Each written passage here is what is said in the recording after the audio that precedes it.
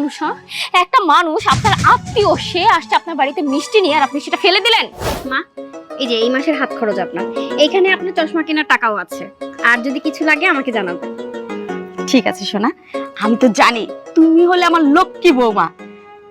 কি হলো জন, তোরা দুজন হা করে দাঁড়িয়ে আছিস কেন? আমার টাকা কোথায়? টাকা দে। মা, আসলে আমার তো এখনো বেতনটা হয়নি, যার কারণে আমার হাতেও টাকা নেই। তাই বেতনটা হলে আমি 2 দিন পরে দিয়ে দিচ্ছি, কোনো সমস্যা নেই। 2 দিন দেরি হবে, আর কোন মাসে টাকা হয়েছিল সেটা বল। আজকের টাকা কালকে, কালকের টাকা পরশু দিন। কি এত আহামরি টাকা আমাকে দিতে হয়? হ্যাঁ হ্যাঁ, কি আর করবে মা, বুঝতে পারছো না? ভাইয়া এত টাকা কোথা থেকে দেবে? সে তার বউর পিছনে টাকা ঠিকই খরচ করতে পারে, কিন্তু যখন তোমাকে দেওয়ার সময় হয় তখন তার টাকা থাকে না। বুঝতে পারো না? সব নাটক নাটক করতেছে এখানে দাঁড়ায় দাঁড়ায়। আর এইসব নাটক না আমরা খুব বুঝি। শুভ, এইসবের মানে কি? আমি তোর বড় ভাই, আর তুই আমার সাথে এইভাবে কথা বলতে পারিস না? আমি আমার বউর জন্য এমন কি করেছি? তুই যেভাবে কথা বলছিস মনে হয় আমি আমার বউকে সোনা দানা দিয়ে সবকিছু ভরে দিয়েছি। আর নাটকের কি হলো এখানে? টাকা মানুষের কাছে নাই থাকতে পারে, আর আমি কখনোই এই সংসারের জন্য কৃপণতা করি নাই। তোরা যেভাবে বলছিস মনে হয় আমি এই সংসারের জন্য কোনো কিছুই করি না, আমি একটা টাকাও দেই না। তোরা আমাকে এইভাবে কথা বলতে পারিস না? শোন, এই প্রতি মাসে তোর সাথে না টাকার জন্য ঘেন ঘেন করতে আমার ভালো লাগে না। আমাকে টাকা দিতে হবে, টাকা দে। শোনো, মার সন্তান আমিও যেমন তুমিও তেমন। আমার যেহেতু দায়িত্ব কর্তব্য আছে আমি পালন করছি, তুমি তোমার দায়িত্ব কর্তব্য পালন করবে না? কি ব্যাপার, কিছু বলছো না যে? শুভ, তোমরা যেভাবে কথা বলতেছো মনে হচ্ছে যে তোমাদের বড় ভাই তোমাদের জন্য কোনো কিছুই করে নাই। আমি তো এই সংসার আসার পর থেকেই দেখতেছি তোমার বড় ভাই তোমাদের চিন্তা ছাড়া অন্য কোনো চিন্তাই করে না। আর আমার কথা বলতেছো, তোমার সামনেই তো আমি দাঁড়ায় আছি, তাকাও তো আমার দিকে, দেখো তো আমার অবস্থা। না আছে আমার হাতে কোনো কিছু, না আছে আমার গলায় কোনো কিছু, না আছে আমার কানে কোনো কিছু। কিন্তু এই বাড়িতে যখন বউ হয়ে এসেছিলাম তখন সবকিছুই ছিল। কাদের জন্য এগুলো শেষ করছে? তোমাদের জন্য। আর সেই তোমরা তোমার ভাইকে এইভাবে কথা শোনাচ্ছ। শোনো বৌদি, বাবা যেহেতু নাই, বড় ভাই তার দায়িত্ব পালন করেছে, এখানে এত কিছু ভাবার কি আছে? সবার বড় ভাই না এই দায়িত্ব পালন করে, আর একেবারে আহামরি কিছু করে নাই। বুঝতে পেরেছো? শোন, আমাকে টাকা দিতে হবে, এটাই বড় কথা। আমার টাকা দে, আর যদি না দিতে পারিস এই বাড়িতে তোর কোনো প্রয়োজন নেই, আর আমাকে মা বলে পরিচয়ও দিস না। মা, তুমি তুমি এসব কি বলতেছো? আমি তোমাকে ছেলে বলে পরিচয় দিব না? তুমি এতটা পাষাণ কিভাবে হতে পারো মা? তুমি আমাকে বাসা থেকে বের হয়ে চলে যেতে বলছো? এই সংসারের জন্য কি আমার কোনো অবদান নেই? এই সংসারের জন্য কি আমি কোনো কিছুই করিনি? বাবা মারা গেছে আজকে 12 বছর হয়ে গেছে মা। আমিও তখন বেশ ছোট ছিলাম। এই সংসারের হাল আমি একা হাতে ধরেছি মা। ইনকাম করার মতো কেউই ছিল না। শুভ তখন ছোট, আর আজকে তোমরা বলছো আমি তোমাদের জন্য কোনো কিছুই করিনি, অস্বীকার করতেছো আমার অবদান। আর শুভ, তুই তো অন্তত জানিস যে তোর জন্য আমি কি করেছি ভাই? হ্যাঁ, আমি আমি আমি নিজের জন্য একটা জামা না কিনে তোকে পরাতাম, ভালো মন্দ সবসময় তোর জন্য নিয়ে আসতাম। ঘরের মধ্যে যখনই ভালো খাবার হয়েছে আমি সেটা তোকে আগে দিয়েছি, তারপরে আমি খেয়েছি। তোর ভার্সিটির খরচ আমি তোর ভাই একা হাতে বহন করেছি। কখনো তোদেরকে বুঝতে দেয়নি যে আমি আমি আমি কোথা থেকে টাকা ইনকাম করতেছি। আর আজকে তোরা আমাকে বাড়ি থেকে চলে যেতে বলতেছিস, সন্তান বলে পরিচয় দিতে তুমি মানা করতেছো মা? ঠিক আছে, ঠিক আছে, কোনো সমস্যা নেই, তোমরা যেমনটা বলবে তেমনটাই হবে। আজকে তোমরা আমার বউকে নিয়ে কথা বলতেছো, অথচ কিছুদিন আগেই যখন তুমি অসুস্থ হয়ে পড়েছিলে আমার হাতে একটা টাকাও ছিল না। কিভাবে তোমার চিকিৎসা করবো, তোমার ওষুধ আনবো, আমি কোনো কিছুই বুঝতে পারছিলাম না। আমার বউয়ের গহনা বিক্রি করে আমি তোমার চিকিৎসা করেছি, তোমার ওষুধের ব্যবস্থা করে দিয়েছি। আজকে তাকেও তোমরা কথা শুনছো, সে আমার সব টাকা হরণ করে এইসব কথা বলছো না? ঠিক আছে, আমার কোনো সমস্যা নেই।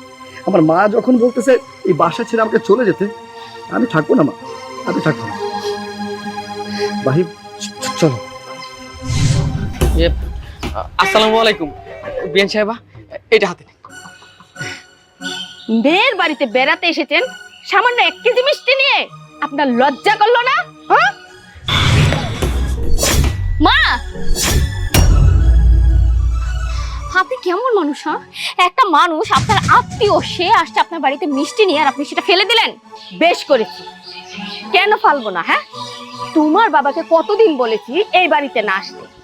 যতদিন পর্যন্ত 2 লক্ষ টাকা আমার হাতে না দিতে পারবে ততদিন পর্যন্ত এই বাড়িতে পা রাখতে পারবে না। কেন এসেছে?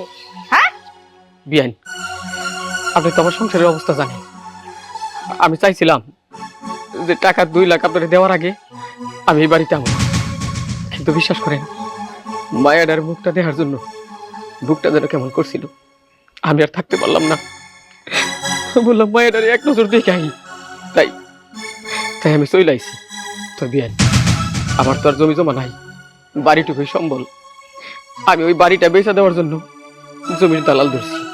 তারা কইছে কিছুদিন পরে আমার জমিটা রেজিস্ট্রারি নিয়ে আমার টাকা দিব। আমি খুব তাড়াতাড়ি আপনার টাকা পরিশোধ করবো বিয়ান। সমস্যা কি? জমিটা আমার নামে লিখে দিন, তাও তো হয়। সেটা তো করবেন না। মা, ছি, তোমার মন মানসিকতা এতটা ছোট, এত এত নিচু মেন্টালিটি তুমি তুমি কখনো কল্পনা করতে পারি। তুমি আমার সামনে দাঁড়িয়ে তুমি আমার শ্বশুরকে অপমান করছো। শোনো মা, আমি না বিয়ে করেছি একটা মেয়েকে, কোনো পণ্যকে করি নাই। আর তাছাড়া আমার তো কোনো আবদার নেই, আমার তো কোনো আহ্লাদ নেই না। আমি বলেছি আমার 2 লক্ষ টাকার দরকার। তাহলে তুমি আমার সামনে দাঁড়িয়ে তুমি আমার শ্বশুরকে কেন 2 লক্ষ টাকার জন্য বলছো? আর কেনই বা বলছো তার জমিটা তোমার নামে করার জন্য? চুপ, একদম চুপ। শ্বশুরের হয়ে সাফাই গাচ্ছিস? হ্যাঁ, আরে এখানে মার চাইতে শ্বশুর বড় হলো? মা, আমি কারো হয়ে সাফাই গাইছি। আমি যা বলতেছি ন্যায্য কথা বলতেছি, সত্যি কথা বলতেছি। আমি তো বললাম আমি টাকাকে বিয়ে করি না, আমি বিয়ে করছি একটা মেয়েকে। তোমাদের জন্য এত কিছু করলাম, তোমাদের জন্য আমি আমি সারাটা জীবন একই রকম থেকে গেলাম, কখনো নিজের কোনো পরিবর্তন করিনি, না করেছি আমার বউয়ে।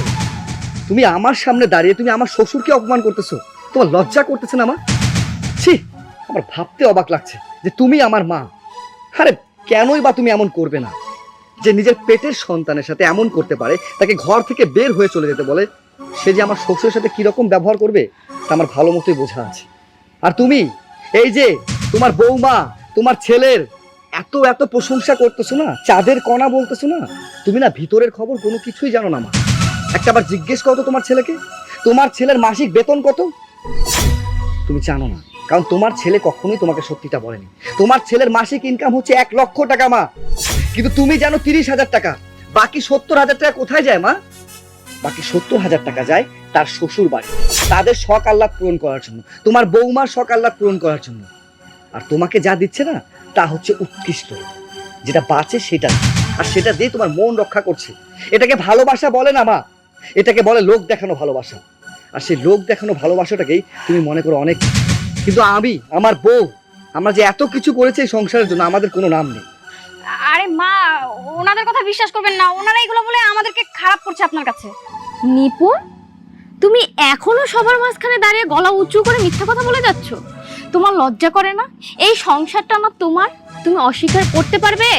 অস্বীকার করতে পারবে তুমি মাকে না জানিয়ে তোমার বাবার বাড়িতে তোমার নামে জমি রাখছো? কই, তুমি না মায়ের লক্ষ্মী বউ, মায়ের সব কথা শোনো, মায়ের দিকে তোমার খুব নজর, তাহলে মাকে কেন জানাওনি? নিপুণ, এই সমস্ত মুখোশধারী না বাদ দাও। এই সংসারটা যেমন আমার, এই সংসারটা তেমন তোমার। নিজের সংসারে নিজে মুখোশ পরে কি বুঝাচ্ছ? এতে না লস আমাদের কারো হচ্ছে না, তোমার হচ্ছে। তুমি নিজেকে নিজে ঠকাচ্ছ। আমি আসলে ভুল করেছি, অন্যায় করেছি। আমি বুঝতে পারিনি ওরা আমার সাথে ছলনা করেছে। এতদিন ওরা আমাকে ভুলভাল বুঝিয়ে তোর উপরে আমাকে বিষিয়ে দিয়েছে।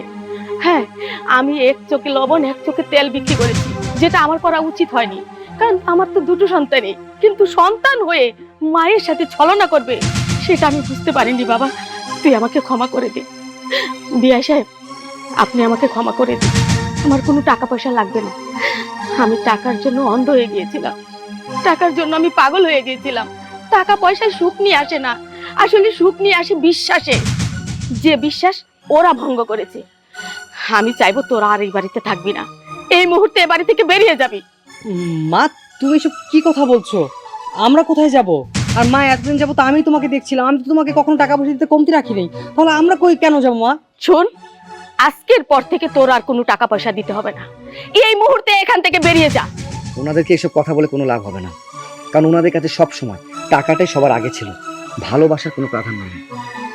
তার চেয়ে ভালো হয় আমরা এখানে সম্মান নিয়ে চলে যাই। বাবা, মাহি, চলো। ভাইয়া থামো, অনেক বলেছো। ভাইয়া সত্যি তো ভুলটা আমার, আমি তোমার সাথে অনেক বড় অন্যায় করেছি।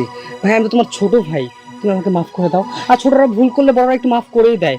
ভাইয়া আমি তোমাকে মাফ চাচ্ছি। ভাবি আমি আপনার কাছে মাফ চাচ্ছি, আপনারা আমাদেরকে ক্ষমা করে দিন প্লিজ। বাবারে, আজকের পর থেকে তোদের আর আমাকে টাকা দিতে হবে না। আমার আর কোনো টাকা পয়সা চাই না।